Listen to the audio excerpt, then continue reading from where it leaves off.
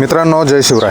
आपण आहे सध्या अहिल्यानगर जिल्ह्यामध्ये नेवासा तालुक्यात आहे आणि सलबतपूरमध्ये सध्या आहे. आपल्यासोबत आहे प्रसिद्ध गाडा मालक बबलू भैया नागरे आणि सोबत बैल बघताय बिरजा. तोच बिरजा जो गोरक्षेठ मांगडे यांनी एक माझ्या मते 1.5-2 महिन्यापूर्वी खरेदी केलेला, पण कुठे वाच्यता नाही झाली, कुठे चर्चा नाही झाली. खरेदी झाली, एक चांगली खरेदी झाली होती.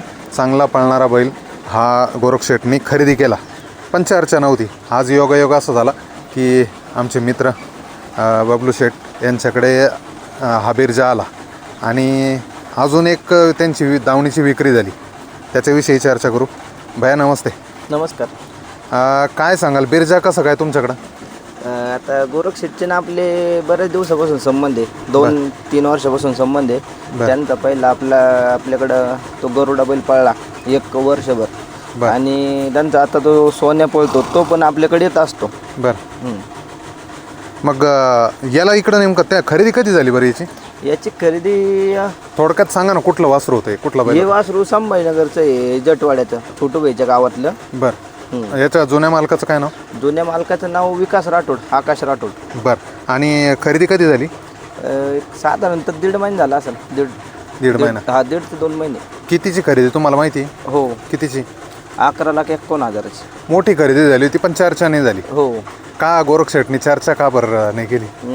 त्यांची इच्छा होती का बुवा बैल आता गेलो, आता कोणाला इच्छा असते गुलालाची, बैलांना गुलाल केल्यावर आपण बैलाची चर्चा करू खरेदीची. बरं. पण काय बॅड लक, बैल आपलीकडे जास्त पळत होता, थोडंच काय तर प्रॉब्लेम आला, बैल काय तेवढा गती लागली नाही बैलाला तिकडे गेल्यानंतर. बरं. मग तिकडं कशात पळवलं त्यांनी? घाटावरच पळवलं बैल. हा, तिथं घाटावरच पळवलं 3 फेऱ्यात. बरं. 3 फेऱ्यातच त्यांना त्या ठिकाणी नशीब दिसलं नाही त्याचं जवळपास. आता तुमच्याकडे किती दिवस झाले येऊन? बैल काल आला सकाळी दुपारी आणि आज त्याचा फेरा घेतला. बरं. तर फेऱ्याला आपल्याला जेवढी अपेक्षा होती बरं त्याच्यापेक्षा जास्त गती लागली फेऱ्यालाच. बरं. मग आता तुमच्याकडे पाठवण्याचं कारण काय? कारण की आता अगोदर गरुडा तुम्ही घडवला, चांगला पळाला तुमच्याकडं. मग आता बिरजाची पण आहे शक्यता तुमच्याकडे होईल तयार? तर आजच्या फेऱ्यावरून तर त्याचं असं वाटतं का बैल 100% पळणच म्हणून गती येणार. हां. बरं. आणि असं सगळ्यात मेन प्रॉब्लेम आहे काही वासरू इकडे पळलं होतं आपल्या नाशिक रिंगीलाच. तिकडे गेल्यापासून वासरू सातार छकडीला पळतं, त्यामुळे एक आम्हाला एक अंदाज आहे का वासरू सातार छकडीला थोडंफार कमी पळलं असं. कमी पळाला. किती साधारण गुलाल असेल गोरक्षेठनी खरेदी करायच्या अगोदर वासराची? गोरक्षेठनी खरेदी करायच्या अगोदर वासराचे म्हणजे 3 ते 4च मैदान खेळलं आणि तेवढे मैदान गुलाल. एकाच मैदान आमचा मार खाल्ला होता, तिथं आपली रायनाची याची गाडी पडली होती. तर गटाला आपण चांगली लढत दिली ती साई सम्राटला. थोड्या काना मात्र आपल्या काय म्हणजे आमची इच्छा होती सामना द्यावा, पण दिली नाही. साई सम्राटला निकाल दिला तिथं. बरोबर. आता जसं तुम्ही म्हणताय की गोरक्षेठनी खरेदी केल्यापासून त्याला गुलाल नाही आणि त्या गुलालासाठी आता धडपड असणार आहे, ते परिश्रम त्याच्या पाठीमागे भरपूर राहणार आहे. किती दात आहे आता? आता 2च आहे ना अजून. आता 2च दात आहे. हो. आणि नेमकं खांद कुठली याची? याची डावा खांद फिट आहे त्याचा. फिट आहे. बरं. पब्लिकने वगैरे? पब्लिकला पळतो, आतून पळतो.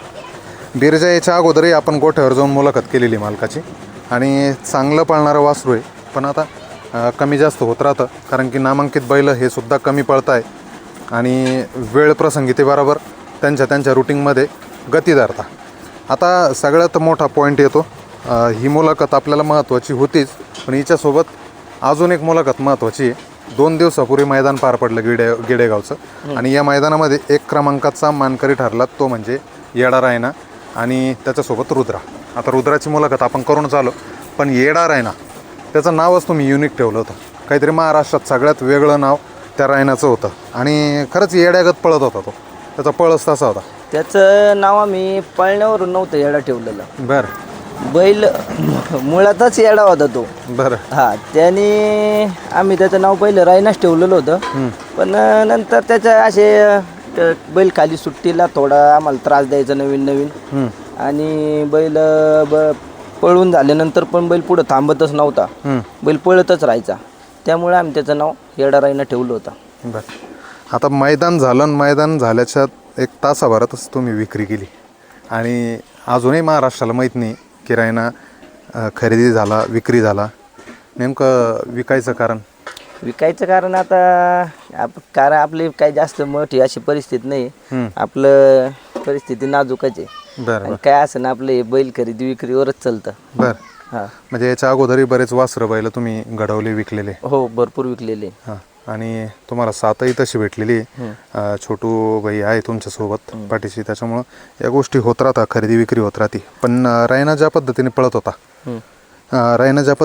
होता, तर सोडून द्या त्याला, तर एक वाटत नव्हतं का, कारण सतत गुलालात राहत होता. आणि हे जे मैदान होतं गिडेगावचं, या मैदानात तर इतिहास रचला, कारण की या मैदानामध्ये सगळेच मातब्बर बैल होते. हो. आणि त्या बैलांमध्ये कुठेतरी एक नंबर करणं हा जोक नव्हता, पण रुद्राला घेऊन त्यांनी ते शक्य करून दाखवलं. हो. आणि जवळपास 1,62,000 रुपयाचा तो मानकरी झाला त्या मैदानामध्ये. मग तरी अपेक्षा नव्हती का रायना कुठेतरी अजून नाव करल? अपेक्षा होती भरपूर आम्हाला, पण मग आता काही कारण पण राहते, ते कारण आपण नाही समोर आणू शकत. बरं, महत्त्वाचा प्रश्न, किती रुपयात विक्री झाली आणि कोण नवीन मालक असणार? त्याचे नवीन मालक आहे विशाल शेठ खटाटे. बरं, कुठले? पुणे. पुण्याचे. म्हणजे बैल हा घाटावर गेला? हो, घाटावर गेला. बरं, घाटात पळणार आहे? हो, घाटात पळणार बैल. किती रुपयाची विक्री झालेली? बैलाची विक्री 13,51,000 रुपयाची. अच्छा, 13,51,000 रुपयात विक्री झाली. कारण तर्कवितर्क भरपूर लावल्या जातील. हो. मुळात खरेदी विक्रीची मुलाखत ही आपण दोघंही मालक सोबत असताना मुलाखत झाली पाहिजे, महत्त्वाचं. पण बैल त्या दिवशीच रात्री गेला आणि आज मुलाखत आपण करतोय.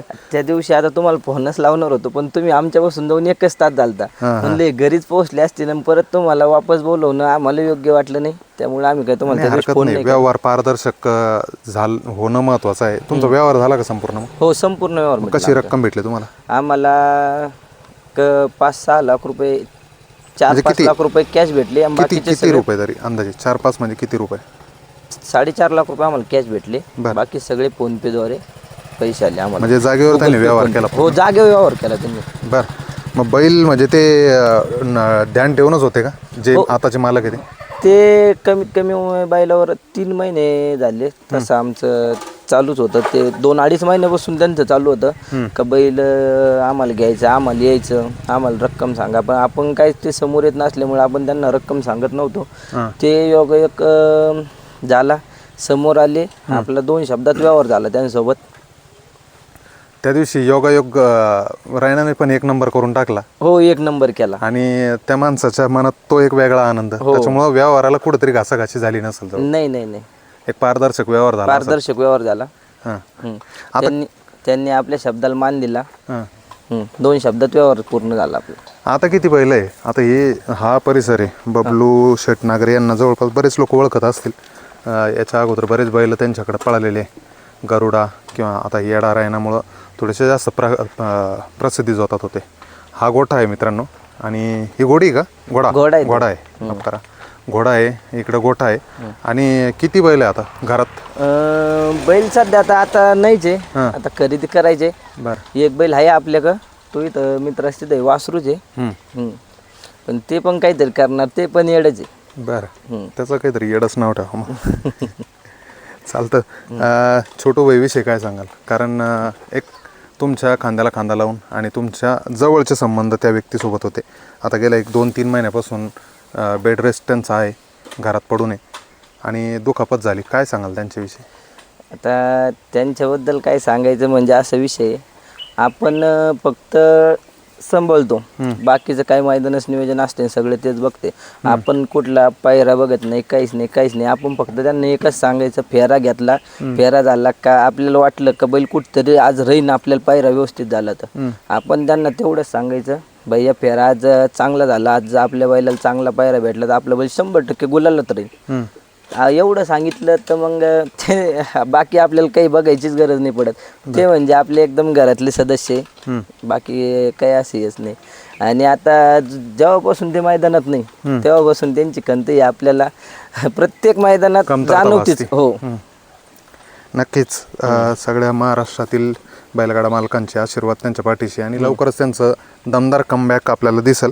कारण की ज्या पद्धतीने त्यांनी गती घेतली होती, एक नामांकित जॉकी हिंदकेसरी पेडगावचं मैदान जे आदतचं मैदान होतं त्या मैदानापासून ते प्रसिद्धीच होतात आले आणि चांगल्या पद्धतीने ते त्या ठिकाणी गाड्या एक नंबरात ठेवण्यासाठी त्यांची धडपड असायची आणि चांगल्या चांगल्या बैलांना त्या ठिकाणी त्यांनी एक नंबरचा मान पटकावून दिला. नक्कीच त्यांचं कमबॅक हे जोरदार राहील. चालतं, शुभेच्छा राहील तुम्हाला. तुमचा बिरजा गोरखशेठनी ज्या विश्वासाने तुमच्याकडे बिरजा पाठवलेला आहे तो विश्वास त्या ठिकाणी टिकून राहावा आणि बिरजा हा पूर्वगतीत त्या ठिकाणी यावं. नाही ते येणारच 100%. आज आपला फेरा झाला त्यामुळं ते आजच्या फेऱ्याच्या चोर आम्ही 100% सांगू शकतो का बिरजा पुन्हा पळणार. बरं बरं, चालतं, शुभेच्छा राहील. धन्यवाद.